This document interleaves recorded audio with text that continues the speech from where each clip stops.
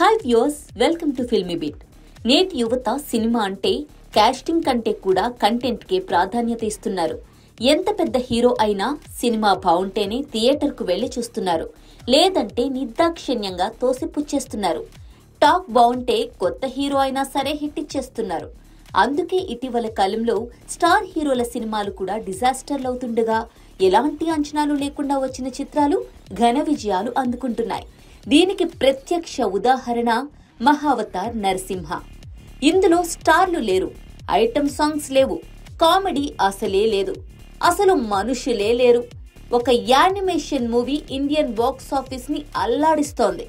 Content తో పాటు quality ఉంటే ఎలాంటి సినిమాని అయినా ప్రేక్షకులు నెత్తిన పెట్టుకుంటారన్న దానికి ప్రత్యక్ష ఉదాహరణ మహావతార్ నరసింహ.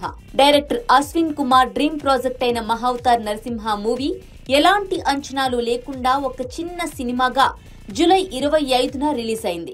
అంతకు ముందు రోజే పవన్ కళ్యాణ్ హరిహర వీరమల్లు రిలీజ్ కావడంతో ఆ తుఫానులో ఈ యానిమేషన్ చిత్రం కొట్టుకుపోతుందని అంతా భావించారు. ఈ నేపథ్యంలోనే తొలి రోజు కేవలం 1.75 కోట్ల రూపాయలు నెట్ మాత్రమే కలెక్ట్ చేసింది ఈ సినిమా. తరువాత ఫస్ట్ వీకెండ్ ముగిసేసరికి వీరమల్లు చతికిల పడగా అనూహ్యంగా ఈ చిత్రానికి మౌత్ టాక్ బాగా స్ప్రెడ్ అయింది. దీంతో ప్రేక్షకులు థియేటర్లకు రావడం మొదలుపెట్టారు. అప్పటి నుంచి రోజు రోజుకి కలెక్షన్లు పెంచుకుంటూ కేవలం 10 రోజుల్లోనే 105 కోట్ల రూపాయలు గ్రాస్ కలెక్ట్ చేసి ఔరా అనిపించింది. అక్కడితో నరసింహుడు శాంతించలేదు. తన ఉగ్ర రూపంతో 200 కోట్ల రూపాయలు క్లబ్ లో చేరి బీభత్సం సృష్టించాడు.